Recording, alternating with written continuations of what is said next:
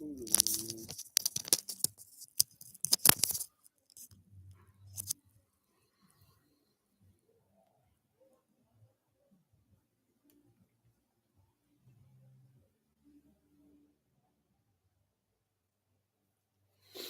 right.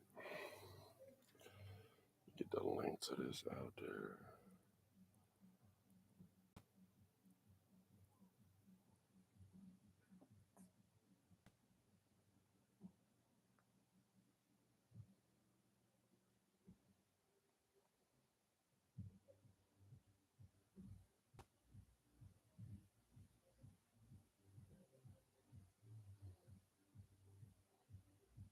Mm-mm.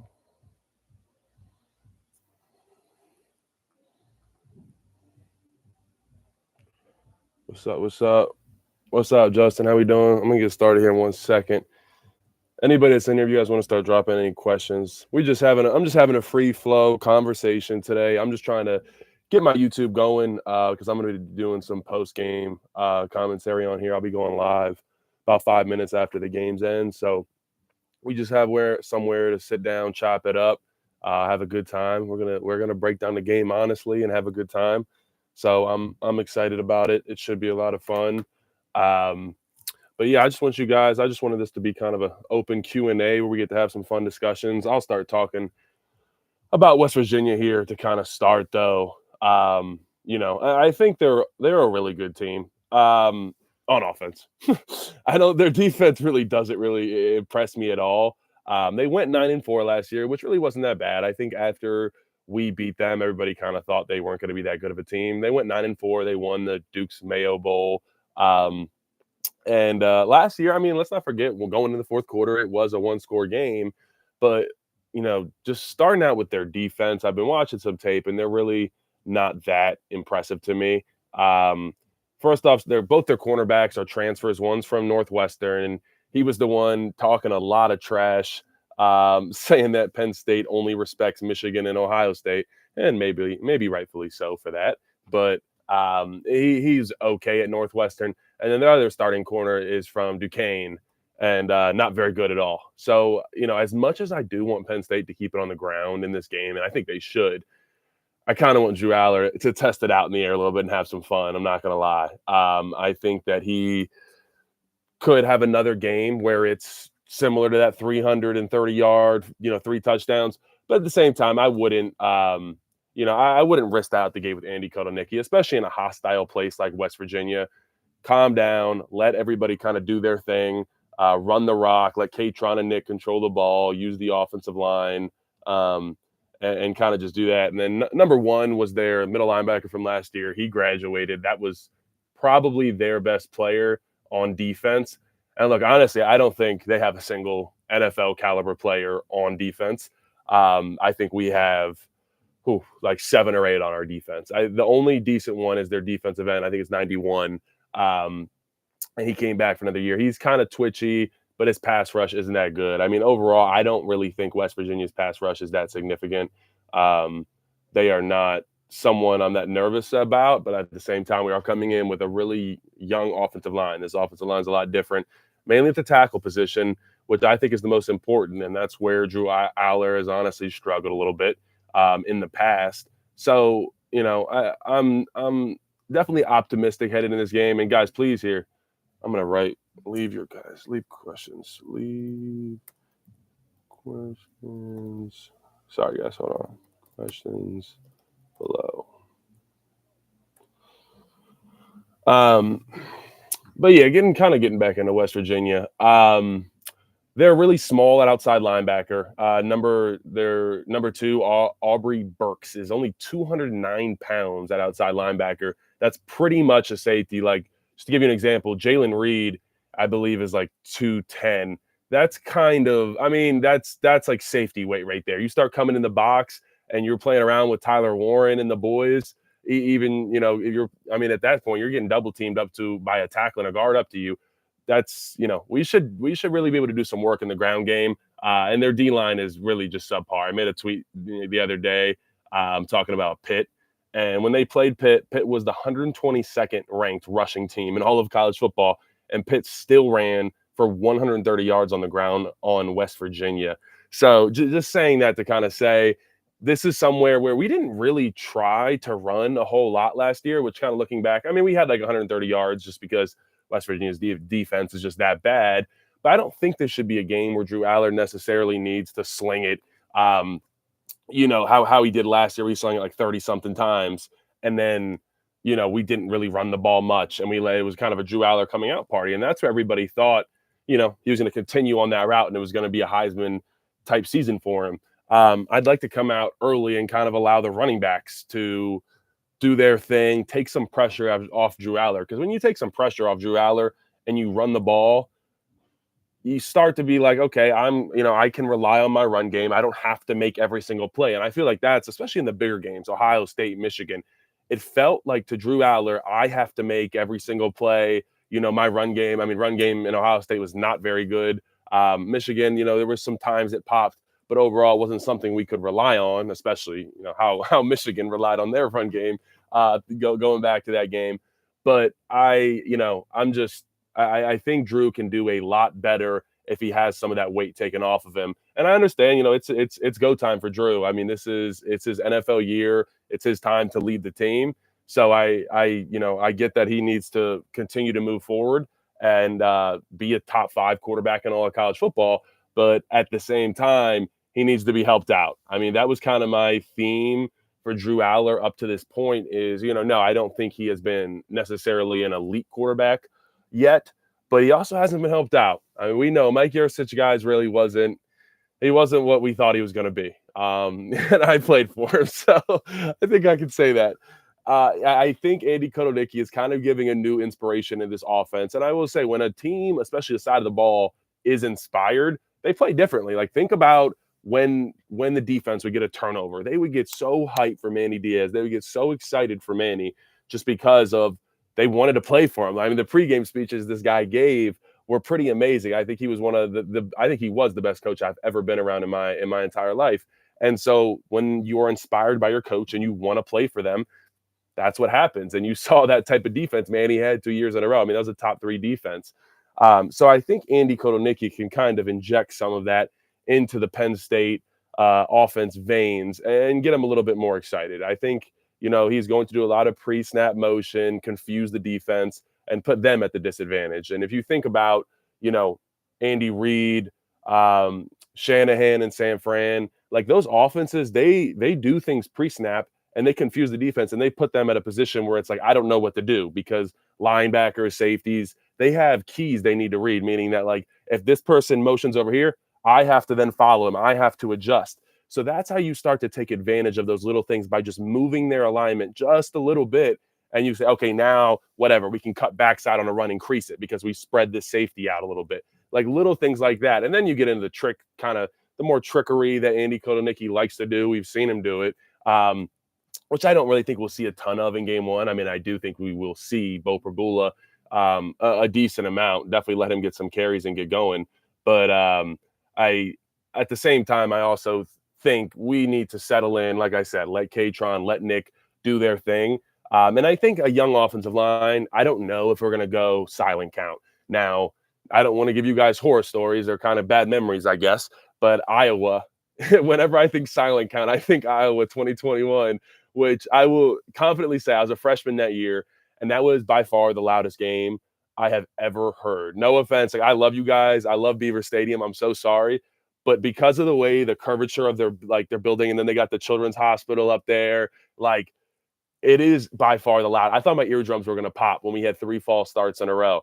And that's when we really started first using the silent cadence, because silent cadence really wasn't a thing in 2020. We didn't really need it because there's no fans. So that was, just thinking back, I mean, that was like really, really loud. I don't think West Virginia is going to be that loud. I think we'll have about 10 to 15% of the stadium taken up. I have heard that West Virginia is doing their best to try to keep us out of there and do as many things possible. But I'm excited to see what AK. Yeah, I think Andy Kotelnicki is going to do a lot. I really am excited for him. I think, like I said, these young tackles, I just want to start the game running the ball, just because I don't want to put them in a position where we're dropping back and making them go one-on-one against a defensive tackle. when Anthony Donka, he did really well in the Peach Bowl, and we've seen Drew Aller back in 2022. He filled in for Olu Fashanu that whole back half of 2022, the Rose Bowl, all that. He handled it really well. I don't really think he might have let up one, maybe two sacks as a true freshman that was kind of forced into playing. I don't think that was too bad of a performance. Hunter Norzad, I don't think I think the transition from Hunter to Nick won't be that significant just because Nick is a fifth-year guy and he's been ready to start for a long time. So I think we're good there. But I'm just slightly worried about these tackles early in the game in pass pro when it's loud, when they're not comfortable yet. It's their first real starting experience for a couple of them. And then also touch on the right tackle spot. Nolan Rucci and Anthony Donka are going to be splitting reps. So I'm going to be honest, not a fan of that one. Not a good call. I know, when it's hard when guys are both performing at a high level and you can't choose.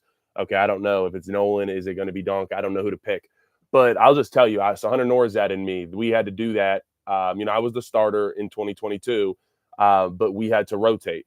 And that was really annoying. It's hard to get into a groove. It's hard to get a feel for what that defensive lineman is doing because he can just you can't set him up. There's not as much, you're coming out every second drive. So it's hard to kind of get into a good motion of what that defense and what kind of moves is he trying to get you? How is he trying to set you up? And so I think that's difficult. So as much as I understand why the coaches want to do that and they want to give each guy, some playing time, not the biggest fan of that, especially being out on an island at tackle. But we can talk a couple other things. Pat Kraft getting a big time extension today. I think that was really good for the program. I'll tell you guys a Pat Kraft story. So when Pat Kraft first came to Penn State, I'll never forget. I think it was like his second day after it was announced. And my man Cody Brown. Sorry, I'm changing over to Pat Kraft when the West Virginia fan gets in here. But real quick, so he came in about 2 days after he signed with Penn State, all that stuff. He got there. And I'll never forget, he came into our team meeting room and he just got us fired up. I mean, he was screaming. He was real passionate about, you could tell he's a passionate dude and he was going to work his butt off. And I just remember him, a couple dudes. I remember like Amin Vanover, Hakeem Beamon, like getting up, like jumping up, like fist bumping him, chest bumping. And like that was the vibe. Like that was the initial vibe from day one with Pat Kraft. So I'm really excited. I still talk to Pat Kraft to this day. He checked in on me. And kind of continuously checks in on me throughout, my injury and all that stuff in my retirement. So I really am a big Pat Kraft fan. I think he's doing a good job. And you've kind of just seen his impact already. I mean, I feel like there was already a bigger impact than what we've seen in the past at Penn State. So definitely, yeah, I definitely think that was exciting for Penn State. So good start to the school year with that. But let's talk a couple other things going on. We'll touch on James Franklin's press conference. I do want to talk about the West Virginia defensive end, saying he uses that final play where we decided to score a touchdown with 6 or 7 seconds left. After Neil Brown, he kicked an onside kick. He did not recover it. And then we continuously ran the ball with our second team offense in, and he called timeouts to try to get the ball back. We kept getting first downs, and then we ran the ball in for a touchdown to make it 38 instead of 31. And so then James Franklin was asked at his press conference about using bulletin board material. He says, we do a little bit, but not a lot. And then he added, some coaches out there get on their computer and create stories that never existed to try to motivate their team. We're not going to do that. I think he's talking about Lane Kiffin. So a little shot there at the Peach Bowl. But there was a couple things said by a couple different Mountaineer guys. There was the cornerback that said, hey, Penn State doesn't respect anybody except Michigan, Ohio State. They had the defensive end say they're replaying that final touchdown with 6 seconds left and how disrespectful it was. So it's kind of funny to me. It's like, I don't know. I mean, coaches put it up. It is a real thing. Franklin has put up tweets and things like that in the past. We've seen it. But I'm going to be honest, it doesn't really motivate much. It doesn't change much for me. I totally agree, just 100%. What's the biggest difference we'll see between Andy Kotelnicki and Yurisic's offense? I would probably say creativity, if you want me to be honest. Probably creativity. I looking back, so I wasn't here in 2020 for Kirk Soraka's first year, but I feel like what I saw, and I had the playbook, I was doing all that stuff, like, we just ran the ball up the middle. That was Kirk Soraka's offense was not very exciting at all. And when, we got rid of him and it was like, okay, good, we're going to move on. We got this guy, Oklahoma State. He's going to be explosive, all this good stuff. And it was like Yurcich came in and it like didn't really feel that way. I mean, the Purdue game was okay. That went pretty well, but it didn't feel like we were this like completely changed offense, like new school. And I feel like that's actually what we're gonna get with Andy Kotonicki. I mean, like obviously I'm not gonna go in depth because I've seen, I kind of know some stuff of what's going on there and what we're running, but it's completely different. And I think the biggest thing you won't be used to is the pre-snap motions. Like I said, if you want to take a look at like Chiefs offense, San Francisco 49ers offense, think that, and that's that like West Coast style where you're trying to put the defense at a disadvantage with pre-snap motions.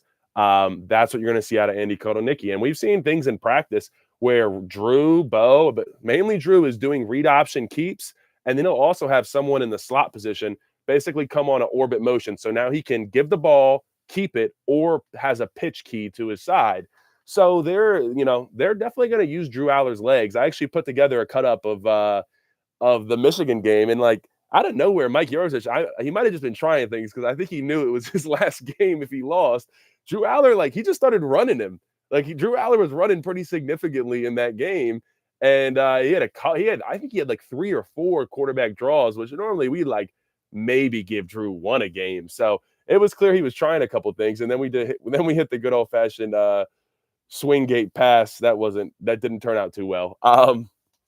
But yeah, I want to move on for a second into a couple other things.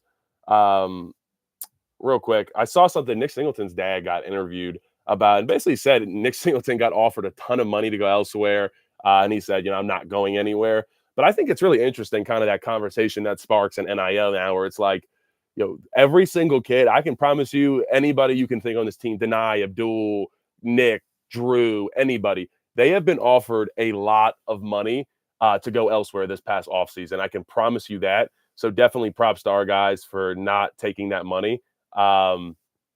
Yes, sir. No problem, Jeff. Thanks a lot. Do you see a larger use of the T or I formation? I mean, I think we're definitely still going to have that wing tee where we have 2 running backs, where it's Nick Catron, and then normally it was like Khalil Dinkins. It kind of depended on who it was.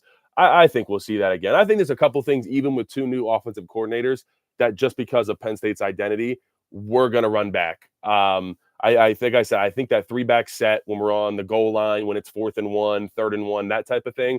And then I think on defense, we're still going to see that 7-up look that really just confused a lot of people because it works for our defense. It's exciting. And honestly, I think one of those things you're going to see, and Tom Allen has talked about this, Abdul Carter is going to bounce around a little bit. So I think on 3rd downs, that 7-up package, I could see someone like Amin Vanover coming in at defensive end for Abdul Carter, and then Abdul gets to kind of move back to his linebacker role and get to bounce around a little bit. And that's where he got most of his sacks last year. I mean, he had 4.5 sacks, and it was pretty much strictly out of that type of 7-up defense. So I think we're going to do that. And honestly, one other thing is Garrett Green. And this is one of my, and I'll put this in my pregame show. But one of my keys to victory is do not let Garrett Green beat you with his legs. He has 53% completion rate last year, which is pretty abysmal. That's awful. And so going off of that, it's saying, but there was a couple games he rushed for over 100 yards in like 4 games. That is someone that if you let him get going with his legs, especially on 3rd down, because that's a killer to defense when you stop them first, 2nd down, and then let them continue the drive on 3rd down. You want to be very careful. So I would almost think about having Abdul, and I know you're taking him away out of that pass rush. So, I mean, that does hurt. But if you have a guy that you believe can also really rush the passer, I wouldn't think it's a bad idea to have Abdul spying Garrett Green for this game. Lana, do you see the T formation and diamond set making a return this season? Despite the OC change, both were very hard to stop. Yeah, I think the wing tee. Yeah, so the wing tee is definitely coming back, guys. I don't see any way it doesn't. I feel like that's almost like even though it was like a Yurcich thing, I think that's like a Franklin staple. He's gonna want to run that. It's just so hard to guess because you can do that. It's the quarterback sneak. You have 2 lead blockers in the backfield. It hurts as an offensive lineman. I don't know if you guys have ever gotten this perspective. If you just like watch us just once because we're gonna run it when we run that wing tee formation. Please just watch the center. It is so much pain. There's like 7 guys that just dive on top of you. It's not very fun. So, but I do think that's going to come back. I don't know if we'll bring back the diamond set. I personally like it. I think it can be kind of confusing, and especially when you have dynamic tight ends to put back there as one of those third guys. And even Quentin Martin, we saw Quentin Martin how good he was in the spring game. I think that's someone that can be, and he played slot wide receiver. He played running back. He's kind of played everything. He's been, it's kind of cool when you have these jack of all trades in an offense where now they can actually be used that way. And I think Nick Singleton can be like a jack of all trades. And it's just like in an offense where it's not very creative and you're not putting your players in position to get the ball in space, it's difficult. So that's why I am really excited for Andy Kotelnicki to kind of continue to build on what this Penn State offense has been doing for a little bit while. West Virginia receivers are not better than our DBs, and our D line will be too quick for the QB to stretch the field. It's going to be a run-heavy game for West Virginia. I agree. I mean, West Virginia, they led all of college football in runs. There was only 3 teams ahead of them in rushing on the year in rush yards per game, and they were all FC or excuse me, not Power 5 opponents. So they were pretty much the best running team in all of college football, and that was mainly because of Garrett Green. I mean, when you present that opportunity to be able to take off at any moment, he probably is one of the best rushing quarterbacks in all of college football. But like I said, you're absolutely right. The receivers aren't very good. I do think that their offensive line, they return. I'll tell you guys, they go from right tackle to left tackle. They go fifth year, and then right guard and right tackle are both fourth years. That's a pretty veteran offensive line. So, they're going to block it up well. Wyatt Mullins, their left tackle, he's going to be like a first, second round draft pick. So Deny, and he's going to be facing Deny most of the game, which is good. I think Abdul will get to face a little bit of the lesser tackle, which I kind of like Abdul in that circumstance when Abdul faces the tackle that's a little bit lesser, because I feel that he can really expose them with that quick burst and his ability to bend. I mean, it's going to be very Chop Robinson-esque looking for Abdul Carter. I don't know. I hope his hands weren't as defined as Chop's when we saw him in the spring game. And that's kind of to be expected. I mean, look, he just made the transition down to defensive end. But at the same time, I just think his athletic ability, he's going to beat some dudes up out there at tackle. Green, let's you chirping with that. Dude, I love talking to the West Virginia fans. I'm gonna be sad when we have to move on to like Bowling Green. It's like who do we talk to now? But I mean, I don't think this West Virginia team is not that good to me, guys. I'm not coming out saying we're just gonna whoop up on them, but mainly that defense, it's pretty horrendous. Green struggled with intermediate passing. He likes to run the ball and throw it deep. Yeah, you're dead on. There was a couple times there was a deep ball. I forget when it was in the West Virginia game, Penn State West Virginia game last year, that one of his wide receivers dropped, and it probably should have been a touchdown. So, like I said, I mean, that game was a little bit closer than it looked at the end by that final score. But at the same time, I mean, we're going there. It's going to be loud. Those fans are going to be riled up. And I was actually I was working at the YMCA today, and Dick Anderson, if you don't remember him, he was the offensive line coach for Penn State from maybe the 80s to like 2010. And he came up to me and he was like, "Man," he's like, "Do they know what they're in for?" And I got my headphones in. I'm like, "What was that?" I'm like doing bicep curls. He's like, "Do they know what they're in for?" I'm like, "Yeah, I think so." He's like, "Yeah, it's loud there." So he told me a story about when they pulled up in like 82. He said that the fans started to rock the bus back and forth when they pulled up. And I didn't even know if I believed him. But then I was sat down I had class with Steve Jones, but he's a very good friend of mine. And he was telling me a story. And I wanted to get him on to tell this story to you guys. But Steve Jones told me a story after it was mid 80s, and he said they were playing at West Virginia, and he got to interview Joe Pa after the game. And so he brought Joe Pa, back then radio, it was hard. You couldn't lug stuff around. He had to bring him in to the van where they had all the radio equipment, and they just sat in there and did the radio like this. So next thing you know, he said the West Virginia fans found out that Joe Paterno was in the back of the van. And as they started rocking the van back and forth, and Joe won the game, and Penn State won the game. But I don't think they were truly trying to harm him, but I think they wanted to frighten him a little bit. So saying all that, Joe Pa is one word, bro. My fault, guys. My fault. I guess I got to learn. But just saying that to say this West Virginia environment, it is going to be hostile, and it's going to be loud enough where we might have to use the silent count for the offense and the offensive line. And is NIL the main factor holding us back from top landing spot for wide receivers and recruiting the portal? I'd say 50-50. I think, and I would never put this out there myself of knowing how much guys make, but Mike Poorman reported in an article. He did a Drew Aller article. I recommend you guys actually go read it. Mike is a really good friend of mine, and he's been on the beat for like 40 years here at Penn State. He wrote articles, and he said in the article that Drew Aller makes about $800,000 a year. Now, I think he probably makes more off of other NIL stuff. That's probably the salary that he gets. Like I said, I'm just talking off of no personal experience or anything that I know. I'm not really don't want to put anybody's business out there, but is $800,000 for a just below elite tier quarterback? I mean, do you guys think that's enough? I feel like that's fair. And if yes, does that mean that, like, do we really have, if we're able to pay Drew that, who knows what we're paying Nick, who knows what we're paying Katron, but does that mean do we really have an NIL problem? That's definitely a question to ask. But at the same time, I think going back to, is the wide receiver, is NIL to blame for the wide receiver, lack of wide receivers in recruiting? I don't think fully. I'd say 50-50. I'd say the other piece is, you got to see these wide receivers, man. They got to see wide receivers do well at Penn State. Like, you're not gonna, if I'm a running back and I see an awful offensive line, I don't really want to go there. I'm not really feeling that. And you saw a couple really good running backs came here when the offensive line started to get better. Same thing for the wide receivers. Like, you haven't really seen, if you're a wide receiver recruit, you haven't really seen anybody be elite at Penn State since, I'd say, Jahan Dotson. I mean, Parker Washington was pretty good, but for the most part, it was Jahan Dotson. That was the last really elite guy that was dominant wide receiver. So it's like, you know, is it personnel? Are we not getting the guys, or is it not getting, is the play not getting schemed up for enough for them? But I'm just telling you, I think that's a big reason. It's like, looking at it, it's like, hey, I haven't seen a wide receiver succeed really well for you guys in a couple years. I kind of need to see that before I want to commit. So I think that's a little bit to blame as well for NIL. But yes, I do think NIL is a piece of it. But I think they need to see the on-field production as well. Who do you think is the best kept secret on the Penn State roster? Ooh, I like that one a lot. Ooh, dang. I'm trying to think. I think Amin Vanover is going to be really good this year. I know you guys, you obviously know Amin. He's a fifth-year guy, but I think he's going to be that third defensive end. He's going to be pretty disruptive. I did never really liked to block him. That was not exciting at all. I mean, you guys have heard him too, but I've heard a lot of things about Tyseer Denmark. I think that's someone to be excited about. He's taking some big strides.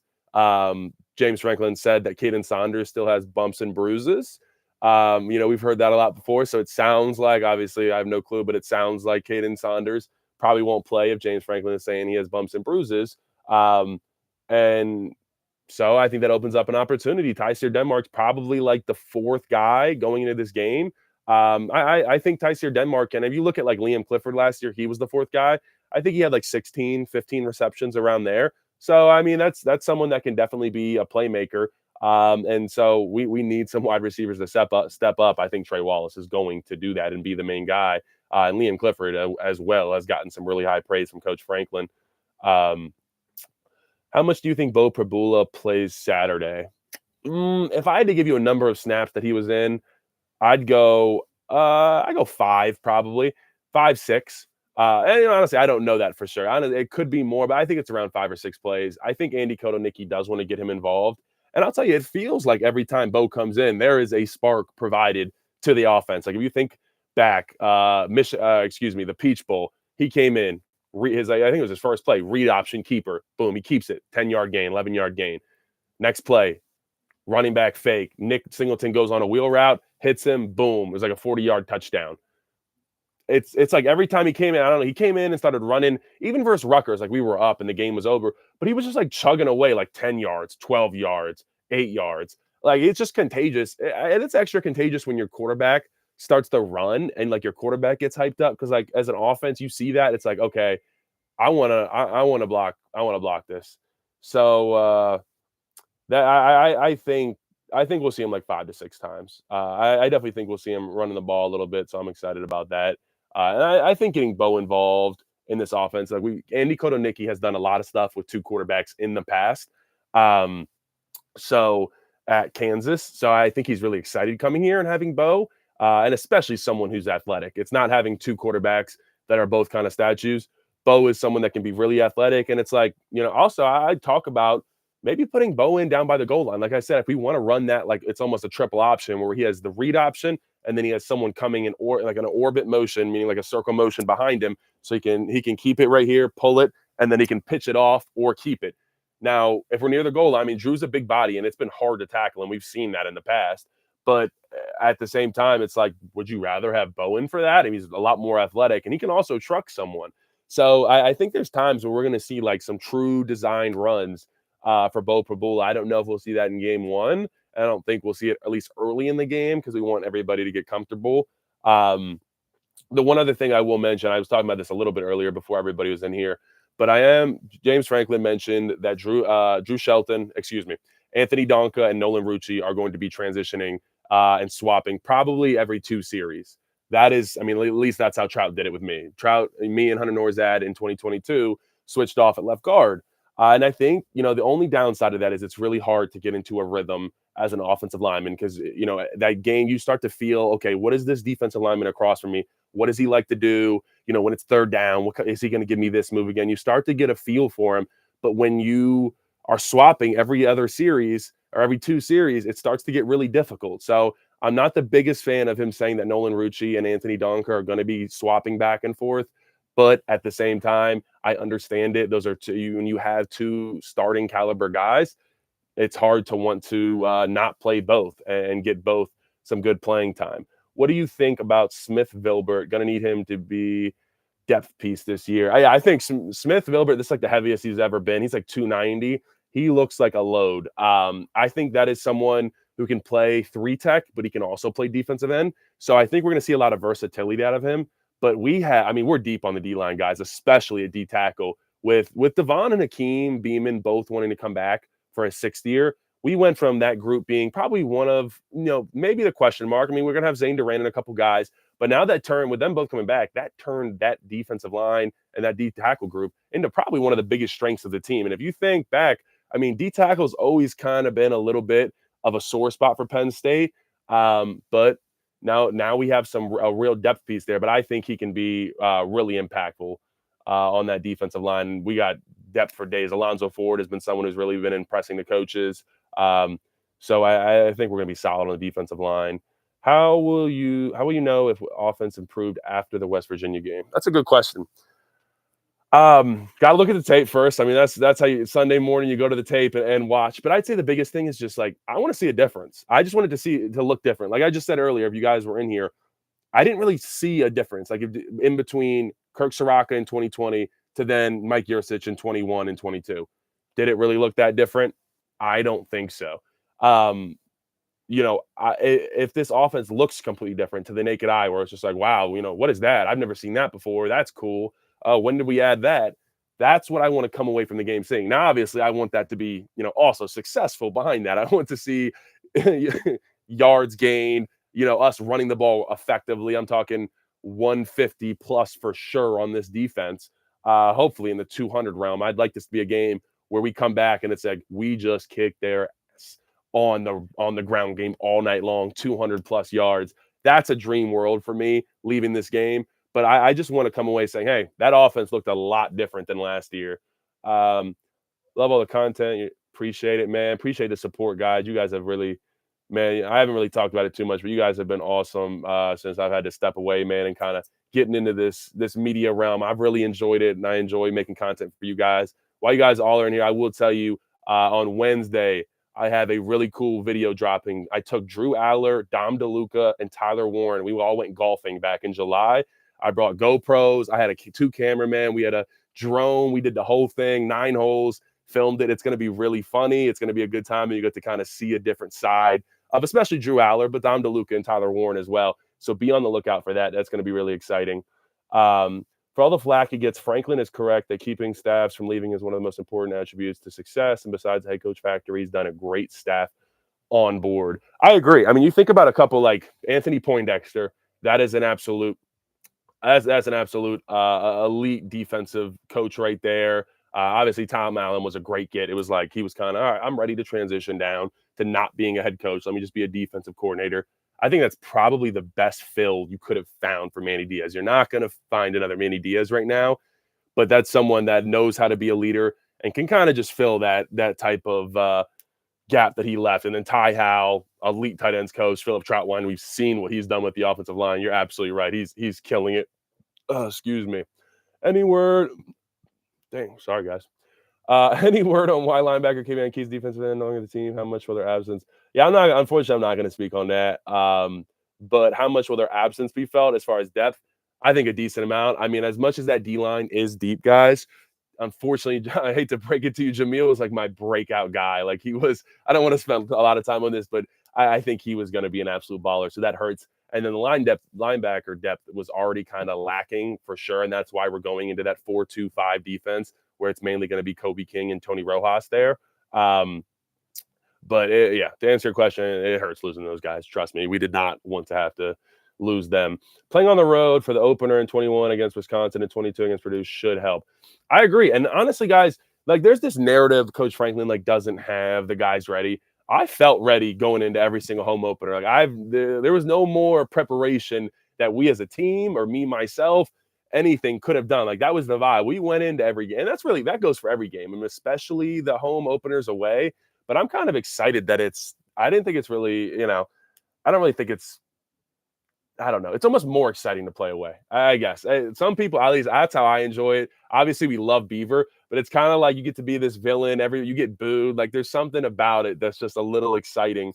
So I think you're right. A lot of this team has played in some big time away games to open the season, where I think Wisconsin and Purdue kind of stack up to West Virginia, where it's like we weren't playing on the road week one against an elite team, but like a middle pack team that can be pretty good. So I think this falls right under, very similar to those games, and it should be exciting. But yeah, I think they're definitely ready.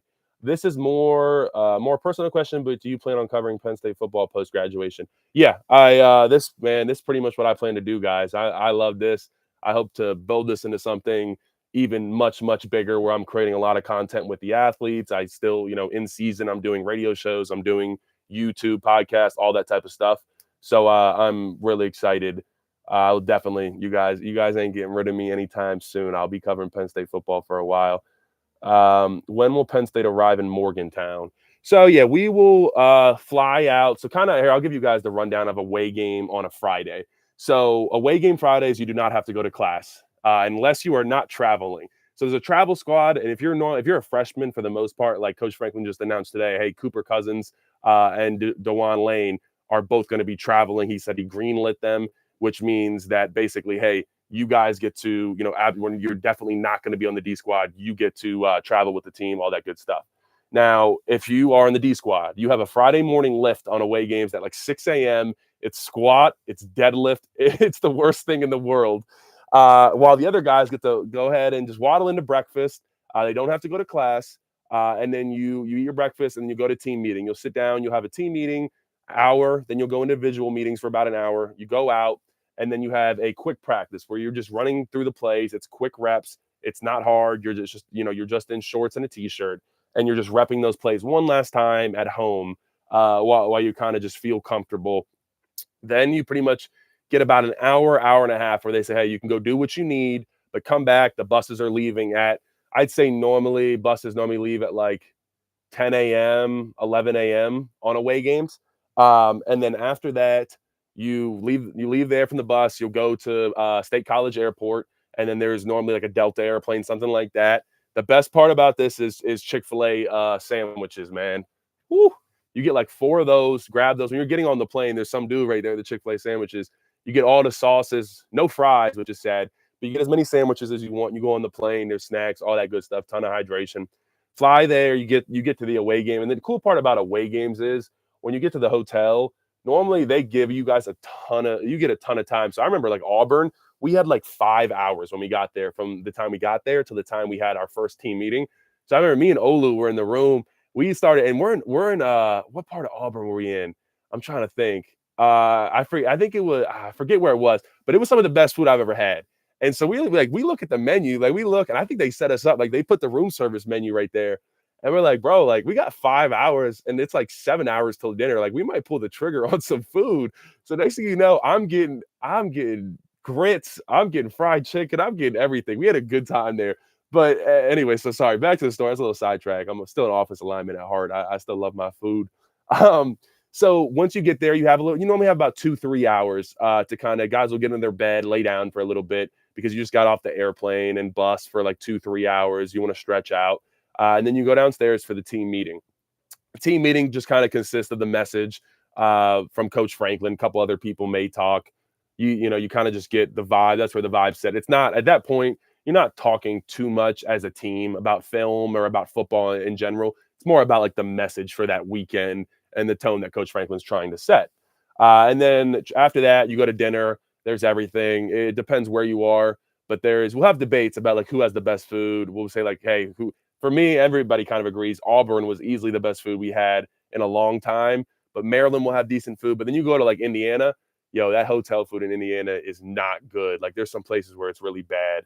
Um, so yeah, so you do that, then you have dinner, then you have some more meetings, then you have walkthrough where you are in a Penn State polo and you got the Penn State pants that we have to travel in. They're almost like spaceman like jumpsuit pants. They can get a little hot, and you have to do a walkthrough. And by walkthrough, I mean run through. You're sweating, you're like drenched afterwards. So then finally you finish that walkthrough. So from the time that dinner ended to the time that you do meetings and walkthrough, it's about 2 hours of meetings and walkthroughs after dinner. So now you're sitting there. It's probably like 9 o'clock. Team snack is right about 9:15. So meaning there's like some things out there a little bit easier on the stomach. There's like pretzels, some chicken fingers, like chips, not candy. Excuse me, like fruit. They definitely don't give us a lot of candy at that point in time. But there's like fruit, all that type of stuff. And then guys get their you will get your stipend too. You get like a little like $15. I don't know. It's some like technical thing where you get a couple bucks because you went on the road and traveled. Um, and then guys play games. They'll set out games. They'll set out like Connect Four. Guys will play cards. Guys will do a ton of different things. They bring those Normatec boots that you guys, I don't know if you've ever seen them, but it's basically recovery boots where you put on your legs, you put them on your arms, and then that kind of allows everybody to relax a little bit and just have some time where you eat some food, hang out with the friends. And at that point, it's like, hey, all the preparation is done to this point. We're just getting ready for the game. There's no film to study. You just need to relax, be loose. You've done everything you can up to this point. And honestly, and this is what Coach Franklin says, if you're cramming at Friday night, you probably didn't do a good enough job the whole entire time. So that's pretty much, and then you go to bed. And then normally and then it completely depends on what the game is. If it's a noon game, you're getting up at 6:30. If it's a 3:30 game, you're probably getting up like 8:30. And then it's really nice if it's a 7 p.m. game, you don't really have to get up till like 10. Guys will, go downstairs and do stuff before that, but you don't have to be at breakfast until 10 on those 7 p.m. games. So that's kind of schedule of away games. If you guys are interested, I might make a video on that some point this season. I think that'll be good. I'll write that down because that's the type of cool stuff I'm trying to kind of give you guys a scoop on. Hey Landon, your freshman year, you did an Instagram live at PSU Dylan. I commented that you should do media because you have the gift of yap in a good way. I appreciate it, Justin, man. You saw it in me from a while ago. I always love talking to the media. I would always go on every podcast possible and do all that type of stuff. You still go in the last building and hang around the team coach? Yeah. No, I go around. I mean, there's still a lot of those guys are still some of my best friends. So those, I'm always still around.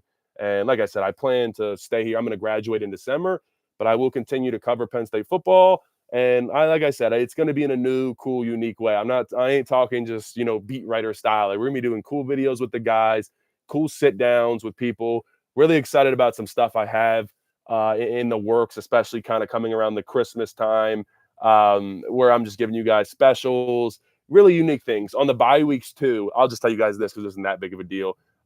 Spider Caldwell, who was the equipment manager for Joe Paterno for like 30 years. I do have a Beaver Stadium walkthrough with him coming out the bye week, so week 3, the bye week, that I think is really cool. He tells stories I've never heard before, and I'm sure a lot of you have never heard before. It's a lot of Joe Paterno back in the day stories. I talked to a couple other folks that were in there. It's a really cool one. So I got like cool stuff like that that's coming out. It's going to be creative, guys. So I'm really excited. Definitely continue to tune in. Weird question. I always wondered, do transfer guys ever share what the team plays? Nah, not really. He has to basically, if transfers, like they go to another place. Let's say someone goes to Ohio State. Would they like share the Penn State plays? I mean, the coaches will ask them to try to remember as much as possible, but there's like not. I mean, it's hard. It's not that. I mean, you can tell them, hey, they love to run X, Y, Z, but like Ohio State knows what we like to run. It's not that much of a secret. So, I mean, I think it happens a little bit, and you see that in the NFL. It's like, hey, someone's playing a team. They just signed their quarterback that they released a week ago to try to get intel. There's definitely some method. There's definitely some madness to that method, but you know, to a certain extent. I like AJ Harris sharing what made Georgia so dominant. Would he explain the culture of Fleming on what they do different to be so good at wide receiver every year? I mean, to get they recruit 5 stars. Marvin Harrison was like a 5 star. The young cats, Jeremiah Smith, he was a 5 star. I mean, we just don't get 5 star receivers. I think that's kind of it. Like you look, guys, Ohio State. I'll share this with you. Ohio State has like 8 guys in the top 100 in the recruiting class of 2025 this year. They have 3 guys inside of the top 6. Like that's insane. And one of them being a 5-star quarterback who's the number 3 player in the nation. Put it all in perspective. They have 3 inside of the top 6. We have 1 inside of the top like 200. It's a little bit different. Like that's why they're excelling at wide receiver, and it's a little bit harder for us. Like if you look at the rankings, we pretty much end up every year where you end up in the recruiting rankings. Like it matches up. I might have to do that one day and stack up the recruiting rankings to how the team fares 2 to 3 years later. I guarantee it's pretty similar. Like that's why you see those people that stay at the top, they continue to get the best recruits. So I mean, that's kind of how it works. So I mean, the good news is that revenue sharing is coming, meaning that we have like $23 million to give to athletes, especially the football players here at Penn State. All schools will have that. So it kind of is going to even out the playing field a little bit. So I am very excited for that. I think it's going to help Penn State in NIL tremendously. So I think that'll be really good for Penn State as a whole, and we'll be able to compete a little bit more in that wide receiver cornerback category where we have struggled a little bit. Georgia recruits are what makes them so dominant. Yeah, pretty much. That's exactly what I'm saying, man. They get the best guys. Thanks for the insight. Will you and Nick eat the Wheaties if we beat OSU? Dude, I will never open this. This is signed right here by my man, Joe Paterno. That's a real signature. And one thing I want to talk about. So this is from what, like 2000? Dude, this has to be filled up. So you guys can't even see. This has to be filled up to maybe right here. Nowadays, our cereal's filled up to like right here. I don't mean to get into like an inflation talk, but I'm just saying they made food a little bit different back in the day, man. I don't know. I think that's some, when I felt it, I was like, there's no way. Yeah, the Wheaties box, it's empty though. He ate it. I don't blame him. That's all right. Yeah, I'm sweating in here. Sorry, guys. CJF said today that Saunders is banged up and hopes he can be ready. Who will be the special teams return guy in his absence? Oh, that's a really good question, honestly. I think you could probably see Amari Evans back there. He's someone who was always kind of battling with him a little bit. But yeah, he gave the classic Caden Saunders has bumps and bruises answer. So who knows if he's going to play? We will see. But I think it's one of those things. And that makes me kind of sad because Caden Saunders was someone that I thought played pretty well in the spring game. He had a couple nice catches and a couple opportunities where he was pretty open and he got overthrown. So I'm really excited about the opportunity he presents this year. But at the same time, talking about the 2 cornerbacks from West Virginia, they have one transfer from Northwestern. You don't really go to Northwestern to be a cornerback. He's not very good. And then they have another one from Duquesne, and that guy is not good. Let me just put it frankly. So I think we're going to be able to pass the ball. But what I will say about that is I don't think we need to. I think we should try to establish the run. This is someone that the West Virginia led up 143 yards rushing per game last year. We should be able to run the ball for almost 200 yards. Like that is, like I said earlier, that should be a successful mark for us. If we can run the ball for at least, I'd say 180, but I'd like to have a dominant run game against West Virginia. We're going 200 yards, and that takes the pressure off Drew. So I think if we can really get the run game going early, then it's like Drew's like, okay, I can breathe. Not all the pressure is on me to perform right now. And I got guys that I can count on. They're going to make a play for me. And then he'll be a little bit more loose. And I think when you think back to the Michigan game, you think back to the Ohio State game last year, Drew was kind of asked to put the game on his shoulders a little bit. I mean, against Ohio State, he had to go to Ohio State, and they asked him to pass the ball 42 times. That's not a recipe for success when you have basically a freshman quarterback coming into his first big road game, and you make him sling the ball 42 times. Like I know the running game wasn't super efficient at that time, and it wasn't going very well against Ohio State, but that's a hard ask on a quarterback.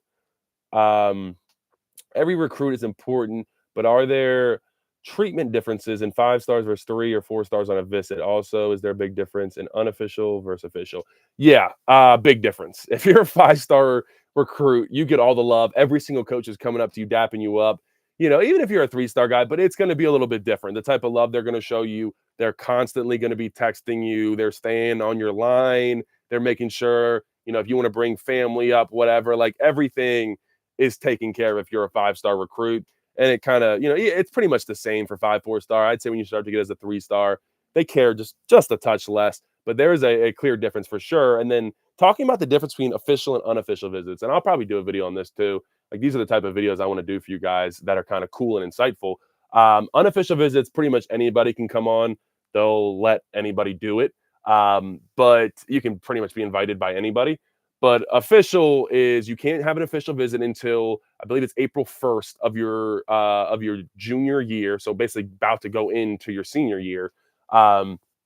And they pay for your transportation. That's the biggest thing. Unofficial visits, they can't pay for anything. That's completely against the rules. Official, they pay for airfare. If you're in with like a 3 hour radius, they'll send you a really nice car, come and get you and your family, bring you up to Penn State. Then you get in the hotel room.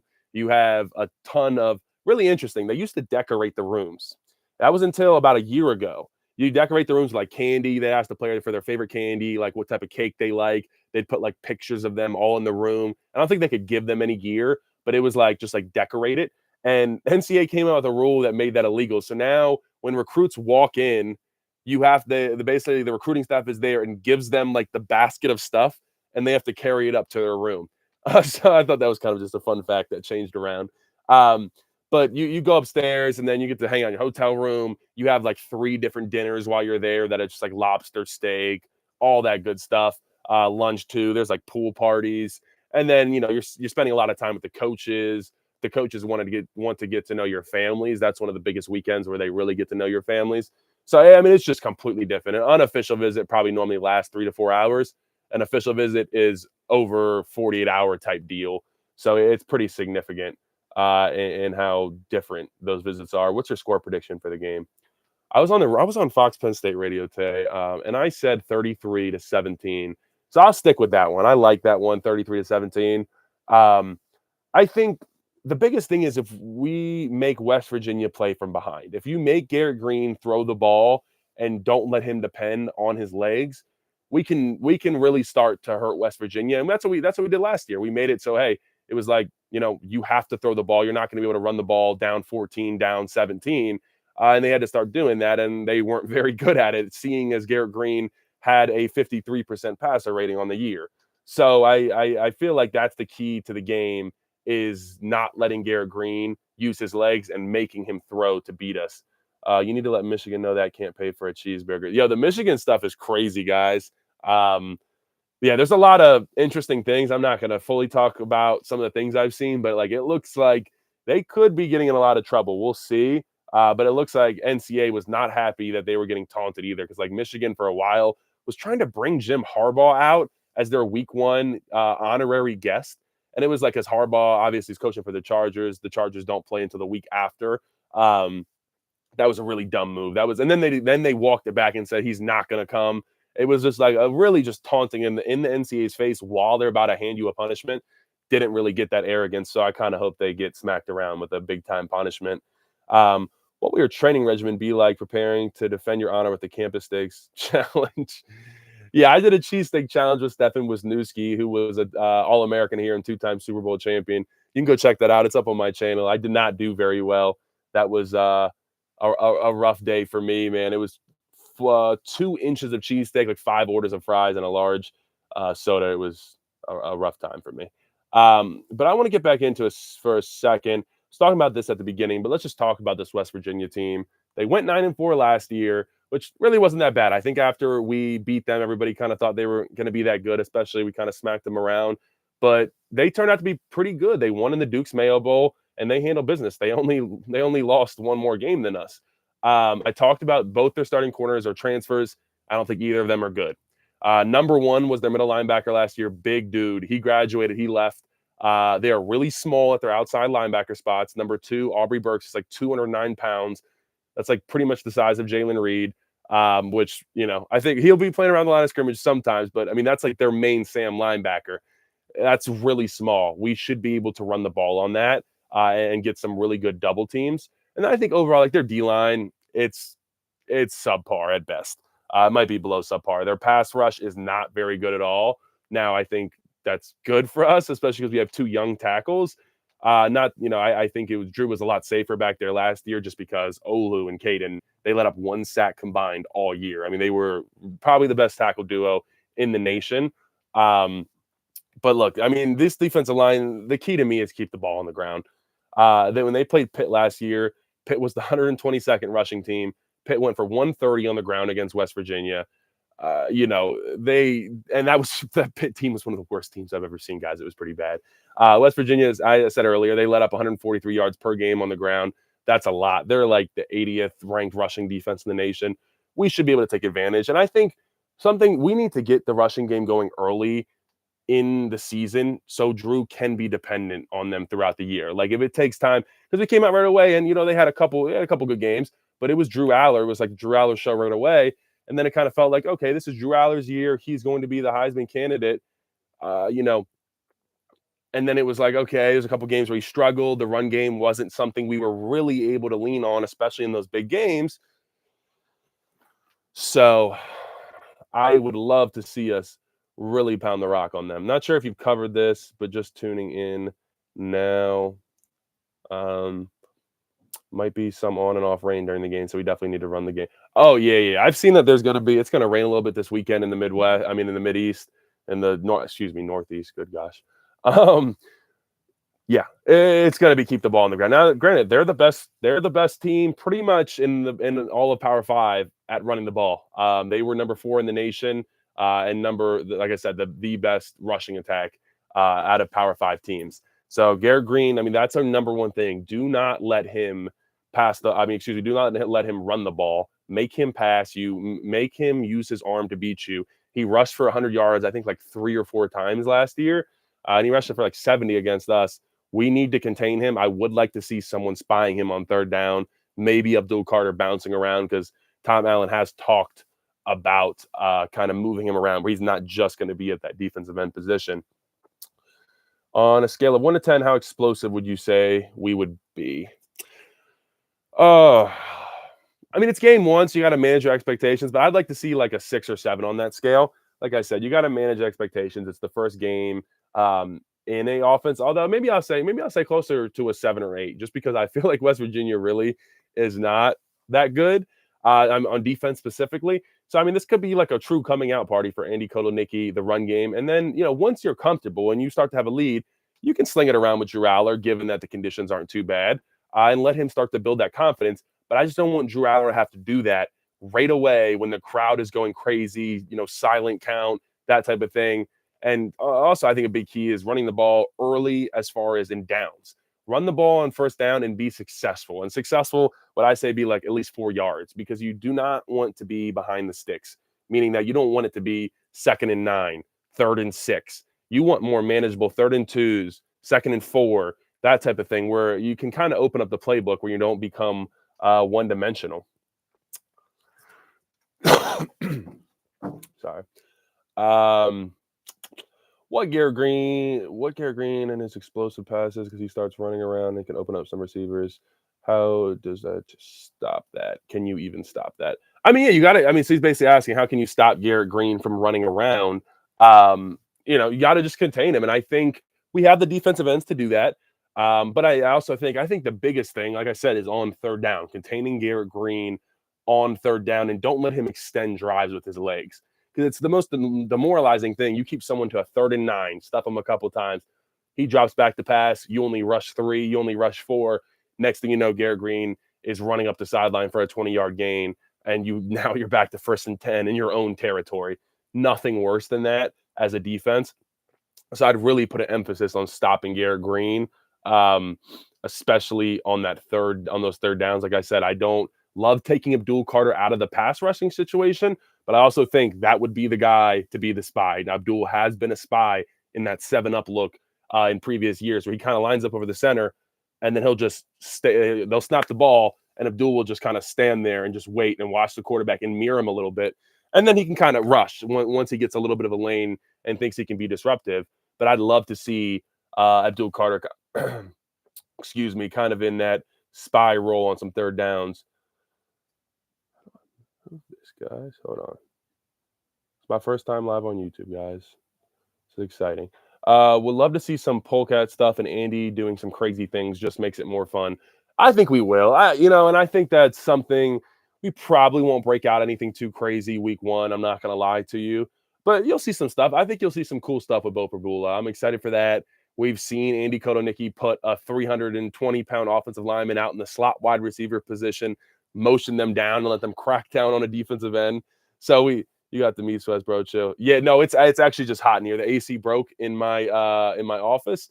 It is 81 in here. So yeah, I'm helping you. I'm dying in here, guys. I got to wrap up soon here though, because I am going to go watch film with T Frank. We're gonna watch some more West Virginia film and just make sure we are good to go. Get the talking points down. It's still in my blood to watch film. I'm not gonna lie. I love watching film. That's why I do the breakdown. You got an office in State College. I do. I can't give out the full drop. I mean, what do you want? You want the address over here, Carson? Like, what's going on? Yeah, but I do have a nice. I'll show you guys the studio that you've probably seen if you watch me. But it's a really nice setup in here. I mean, it's very cool. But yeah, AC is broken, not working right now, as you can see, guys. It's a hot day out there too. Oklahoma State adds QR codes to players' helmets for fans. Good or bad idea? I think it's pretty smart. I don't know about that one, bro. I mean, it's cool, but I don't know. For NIL, putting QR codes on the side of the helmet, how do you even scan that? Like, I don't know. Are you just like go up to fans? And I mean, that's kind of cool. If I have a big game, yo, imagine that. Actually, now I think about it, if I have a big game as a running back, I'm gonna take off my helmet. I'm throwing my helmet into the crowd, and I'm saying, yo, everybody, pull out your phone. If you want another game like this, go ahead, go ahead and send me my Venmo money. I actually really like that idea that they did. That actually makes sense. The last time Andy coached against West Virginia, his offense hung 55. Yeah, I mean, I could see us doing the same. I don't think necessarily just because this isn't, we're not a Big 12 team, but those Big 12 games are real explosive on the offensive side. But I think we can be just as explosive. I don't think we'll put 55 up just because it's a new offense. But I could see us putting up similar to 38 last year. Saw QB blast and Polecat somewhere on Twitter, was dreaming Bo run the play and rack up 20, 30 yards. Yeah, I think Bo's going to be used in a lot of creative ways. I'm excited about kind of the opportunity that he provides. Sorry guys, I got to hop out here in 1 second. I got my man T Frank waiting on me.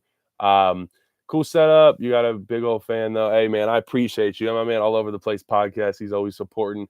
It's smart for schools that don't have the NIL funds like the big boys. I agree. It is smart. Do you see helping coaching PSU in your future? Probably not, Zach. I'm going to be honest. I love this media stuff. That media and coaching doesn't really clash. It's fun because I'm going to be honest, when coaches go, they get like, they have to do this coach speak and they have to say things to the media. And it's like saying stuff, anytime, like, I don't know, anytime you have to do a presser with like media, you don't actually say what you're actually thinking. Like, and I love doing media. I'm a broadcast journalism major. I'm graduating this fall. This is kind of my niche. I will say I probably will do training / maybe some helping out, but like for the most part, I'm always a football junkie. Like I watch film all the time. I have all 22 NFL film. I'll just go and watch NFL games and kind of watch some Penn State players. And then I'll kind of do the same thing with Penn State, watch a ton of film. Like I've watched West Virginia tape for like 4 hours this week. So I still prepare like a player, but I don't know if I see myself coaching. I love this media stuff and I love talking to you guys. It really is fun. Tell Coach Franklin to beat these guys for me. Maybe he'll shut them up. I feel the same way, Tony. I'm tired of these fans. I'm sure we are ready for the noise, the loudest stadium in the world, no doubt. Thank you so much. Appreciate you guys. Do you think we run a true spread with 4 or 5 wide receivers? Probably not. I don't really know if you have the personnel for that yet. I mean, if it was, I think we'd have like Nick Singleton and at least Nick Singleton, maybe Quentin Martin and Tyler Warren out there. And maybe even like Rappleyea if he's the second tight end. I think we'll use a lot of that 2 tight end set. Appreciate all the love, guys, man. You guys are awesome. we are going to be doing these, I think, definitely after away games, and I'll be doing them after home games too. I'll kind of be on the radio, so I don't know if I'll be in here, but I'm going to be broadcasting after every single game, and we will just be in here kind of having this Q&A where we're chatting back and forth. I'll be talking about the game. You guys ask comments and questions whenever you got them, and it'll be a fun deal. So I'm excited for it. But thank you guys for coming out. I appreciate it. I mentioned I got the Drew Aller, Dom DeLuca, Tyler Warren golf video. We played 9 holes at Center Hills. We had 2 cameramen. We were mic'd up. It's some funny stuff. It's kind of in an element you've never seen Drew Aller before. That is coming out Wednesday. And then I just dropped a Penn State Superlatives with PSU Dylan on my YouTube channel. It just got posted 4 minutes ago if you want to go check that out. We say, which Penn State player is most likely to, and it's kind of fun. And then we do over-under. We set some over-unders for the stats of the Penn State football players. It's a fun time. It's not a super long video, so go check that out. That just got posted, Penn State Superlatives with PSU Dylan. But I love you guys. Appreciate you, and I will talk to you guys soon.